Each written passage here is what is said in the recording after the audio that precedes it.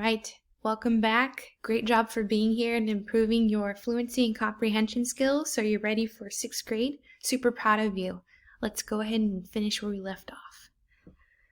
It was an army of wind-up creepy crawlies, bronze-geared bodies, spindly legs, little pincer mouths, all scuttling towards us in a wave of cackling, whirling metal. "Spiders!" Annabeth said. "Splah!" I'd never seen her like this before. She fell backward in terror and almost got overwhelmed by the spider robots before I pulled her up and dragged her back into the boat. The things were coming out from all over the rim now, millions of them, flooding towards the center of the pool, completely surrounding us. I told myself they probably weren't programmed to kill, just corral us and bite us to make us look stupid. Then again, this was a trapment for gods, and we weren't gods. Annabeth and I climbed into the boat. I started kicking away the spiders as they swarmed aboard. I yelled at Annabeth to help me, but she was too paralyzed to do much more than scream. 30, 29, called the loudspeaker. The spiders started spitting out strands of metal thread, trying to tie us down. The strands were easy enough to break at first, but there were so many of them, and the spiders just kept coming. I kicked one away from Annabeth's leg, and its pincers took a chunk out of my new surf shoe. Grover hovered above the pool in his flying sneakers, trying to pull the net loose, but it wouldn't budge. "Think!" I told myself. "Think!" The tunnel of love interest was under the net. We could use it as an exit, except that it was blocked by a million robot spiders. 15, 14, the loudspeaker called. "Water," I thought. "Where does the water's ride come from?" Then I saw them. Huge water pipes behind the mirrors where the spiders had come from, and up above the net next to one of Cupid's, a glass-windowed booth that must have been the controller station. "Grover!" I yelled. "Get into that booth! Find the on switch!" But, "Do it!" It was a crazy hope, but it was our only chance. The spiders were all over the prow of the boat now. Annabeth was screaming her head off, and I had to get us out of there. Grover was in the controller booth now, slamming away at the buttons. 5, 4. Grover looked up at me hopelessly, raising his hands. He was letting me know that he'd pushed every button, but still nothing was happening. I closed my eyes and thought about waves, rushing water, the Mississippi River. I felt a familiar tug in my gut. I tried to imagine that I was dragging the ocean all the way to Denver. 2, 1, 0. Water exploded out of the pipes. It roared into the pool, sweeping away the spiders. I pulled Annabeth into the seat next to me and fastened her seatbelt just as the tidal wave slammed into our boat, over the top, whisking the spiders away and dousing us completely, but not capsizing us. The boat turned, lifted in the flood, and spun circles around the whirlpool. The water was full of short-circuiting spiders, some of them smashing against the pool's concrete wall with such force they burst. Spotlights glared down at us. The Cupid cans were rolling, live to Olympus. But I could only concentrate on controlling the boat. I willed it to ride the current, to keep it away from the wall. Maybe it was my imagination, but the boat seemed responsive. At first it didn't break into a million pieces. We spun around one last time, the water level now almost high enough to shred us against the metal net. Then the boat's nose turned towards the tunnel, and we rocketed through into the darkness. Annabeth and I held tight, both of us screaming as the boat shot curls and hugged corners and took 45-degree plunges past pictures of Romeo and Juliet and a bunch of other Valentine's Day stuff. Then we were out of the tunnel, the night air whistling through our hair as the boat barreled straight towards the exit.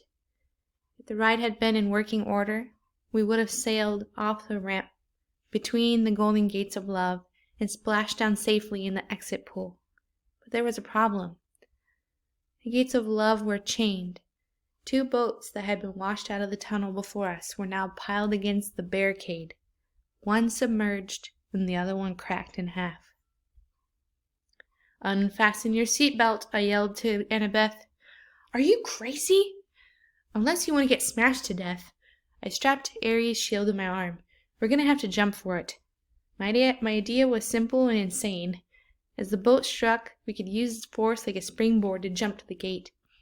I'd heard the people surviving car crashes that way, getting thrown 30 or 40 feet away from an accident. With luck, we would land in the pool. Annabeth seemed to understand. She gripped my hand as the gates got closer. "On my mark?" I said. "No, on my mark." "What?" "Simple physics," she yelled. "Force times the trajectory angle." "Fine," I shouted, "on your mark." She hesitated, then yelled, "Now!" Crack! Annabeth was right. If we jumped when I thought we should, we would have crashed into the gates. She got us maximum lift. Unfortunately, that was a little more than we needed. Our boat smashed into the pileup and we were thrown into the air, straight over the gates, over the pool, and down towards the solid asphalt. Something grabbed me from behind. Annabeth yelled, "Ouch!" "Grover!" In mid-air, he grabbed me by my shirt, Annabeth by my arm, and was trying to pull us out of the crash landing, but Annabeth and I had all the momentum. "You're too heavy," Grover said. "We're going down." We spiraled towards the ground, Grover doing his best to slow the fall. We smashed into a photo board, Grover's head going straight into the hole where the tourists should have put their faces, pretending to be the friendly whale. Annabeth and I tumbled to the ground, banged up but still alive. Aries' shield was on my arm.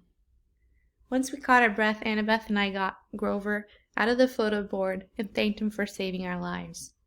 I looked back at the thrill ride of love. The water was subsiding. Our boat had been smashed to pieces against the gate. 100 yards away, at the entrance pool, the Cupids were still filming.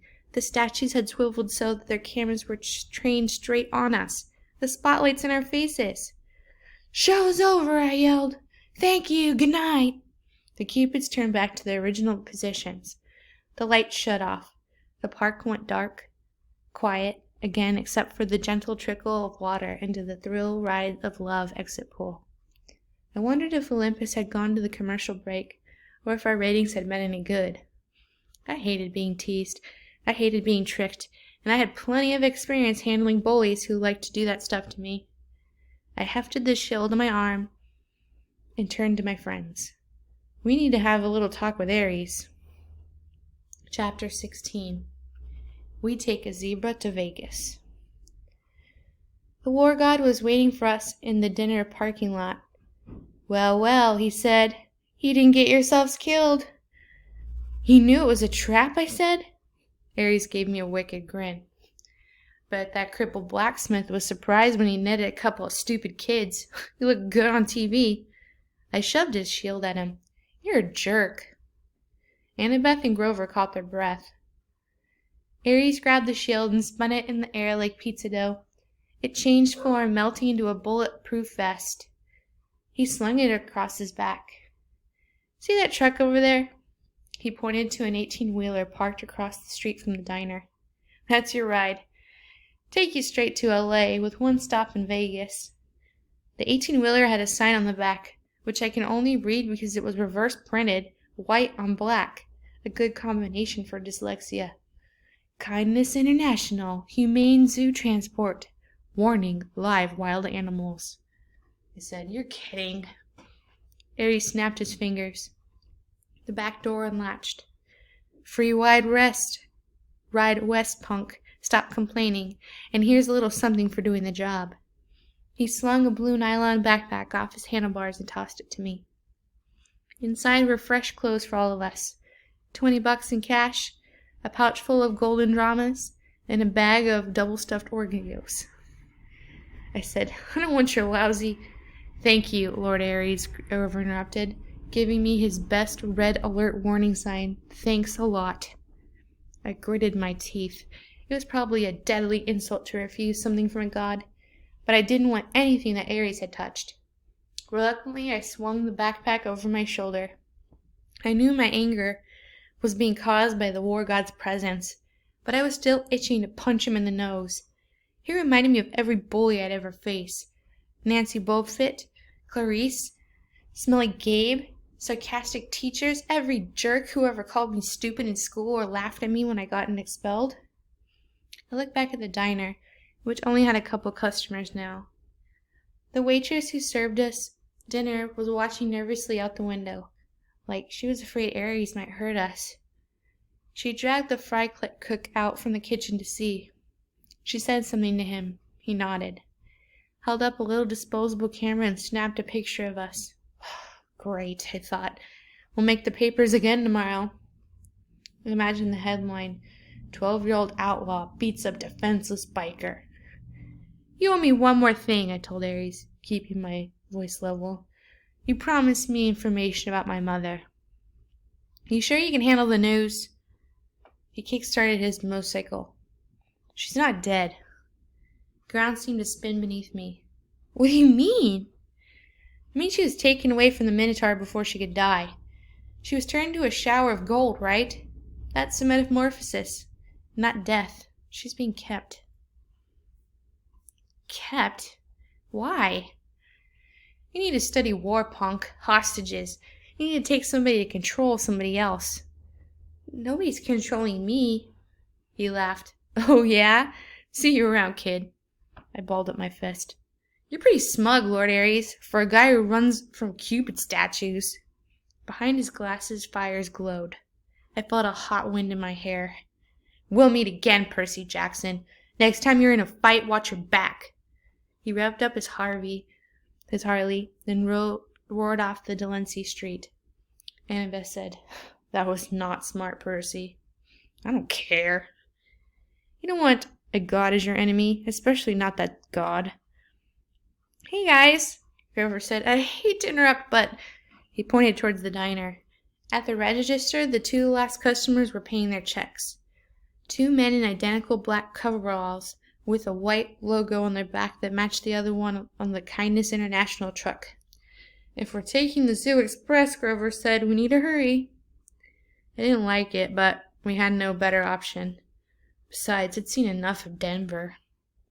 We ran across the street and climbed in the back of the big rig, closing the doors behind us. The first thing that hit me was the smell. It was like the world's biggest pan of kitty litter. The trailer was dark inside until I encapped Anaclomolus. The blade cast a faint brown light over a very sad scene. Sitting in a row of filthy metal cages were three of the most pathetic zoo animals I'd ever beheld. A zebra, a male albino lion, and some weird antelope thing I didn't know of a name for. Someone had thrown the lion a sack of turnips, which he obviously didn't want to eat, and the zebra and antelope had gotten some styrofoam tray of hamburger meat. The zebra's mane was matted with chewing gum, like someone had been spitting on it in its spare time. The antelope had a stupid silver birthday balloon tied to one of its horns that read, "Over the hill." Apparently nobody wanted to get close enough to the lion and mess with him. But the poor thing was pacing around on soiled blankets, in a space way too small for him, panting from the stuffy heat of the trailer. He had flies buzzing around his pink eyes, and ribs showed through his white fur. This is kindness, Grover yelled. Humane zoo transport? He probably would have gone right back outside to beat up the truckers with his reed pipes, and I would have helped him. But then the truck engines roared to life, and the trailer seemed shaking, and we were forced to sit down or fall down. We huddled in a corner on some mildewed feed sacks, trying to ignore the smell and the heat and the flies. Grover talked to the animals in a series of goat beats, but they just stared at him sadly. Annabeth was in favor of breaking the cages and freeing them on the spot, and I pointed out it wouldn't do much good until the truck stopped moving. Besides, I had a feeling we might have a lot better to the lion than those turnips. I found a water jug and refilled their bowls, then used analomox to drag the mismatched food out of their cages. I gave the meat to the lion and the turnips to the zebras and the antelope. Grover calmed the antelope down, while Annabeth used her knife to cut the balloon off his horns. She wanted to cut the gun out of the zebra's mane too, but we decided that would be too risky with the truck bumping around. We told Grover to promise the animals we'd help them in the morning, and then we settled in for the night.